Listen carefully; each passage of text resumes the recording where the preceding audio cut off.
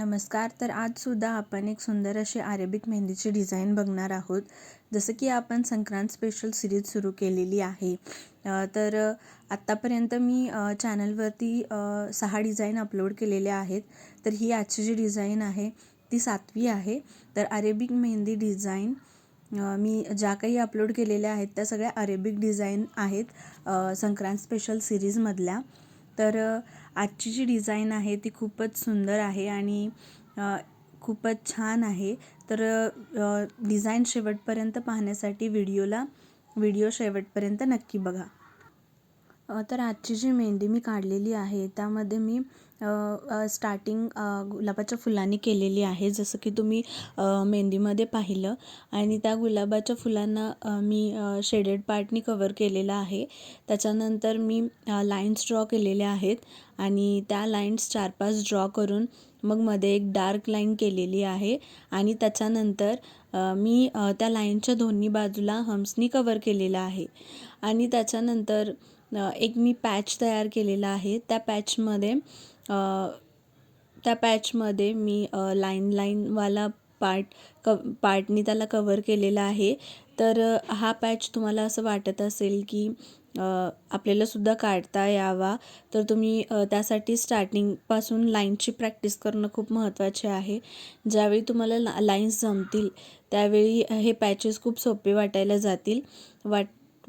तुम्हाला. यामध्ये इतकं असं काही अवघड नाही आहे. जर तुम्ही लाईन्स, हम्स वगैरे काढायला शिकलात, त्याची प्रॅक्टिस केली, तर ह्या सगळ्या गोष्टी म्हणजे मेहंदीचे जे इलेमेंट्स वगैरे आहेत, मेन पार्ट जे आहेत ते तुम्ही प्रॅक्टिस केली तर प्रॅक्टिसने खूप इझी होऊन जाईल आणि कोणतीही डिझाईन आपल्याला पटकन आणि इझिली काढता येईल. जसं की तुम्ही आजच्या या मेहंदीमध्ये पाहतायच, मी जास्त करून हम्स आणि लाईन्सचा यूज केलेला. आजची जी डिझाईन आहे ती सुद्धा खूपच सुंदर आहे आणि काढल्यानंतर तर हातावरती खूपच छान दिसेल. ही सुद्धा डिझाईन जी आहे मेहंदीची तुम्ही नक्की ट्राय करा, कारण थोड्याफार प्रॅक्टिसने सुद्धा ही होऊन जाईल. पहिल्यांदा तुम्ही लाईन्सची प्रॅक्टिस करा कोणाने आणि त्याच्यानंतर इझिली तुम्ही हातावर वगैरे काढू शकता. तर त्याच्यानंतर मी आत्ता जे काढत आहे ते गुलाबाचं फूल काढत आहे आणि त्याच्यानंतर मी त्याला बाजूने आत्ता पाकळ्या करते आहे आणि ह्याच्यानंतर मी त्याला शेडेड पार्टनी तो पार्ट जो आहे तो कवर केलेला आहे. आणि मग त्याच्यानंतर म्हणजे स्टार्टिंगला मी ज्या पाकळ्या आहेत त्या फेंटनी ड्रॉ केलेल्या आहेत. त्याच्यानंतर मी त्याला डार्क करून घेतलेलं आहे, जेणेकरून जी मेहंदीची फुलांची डिझाईन आहे ती जास्त उठून दिसेल. यासाठी मी तो पाकळ्यांचा जो आउटर पार्ट आहे तो एक्स्ट्रा बॉर्डरनी कवर केलेला आहे.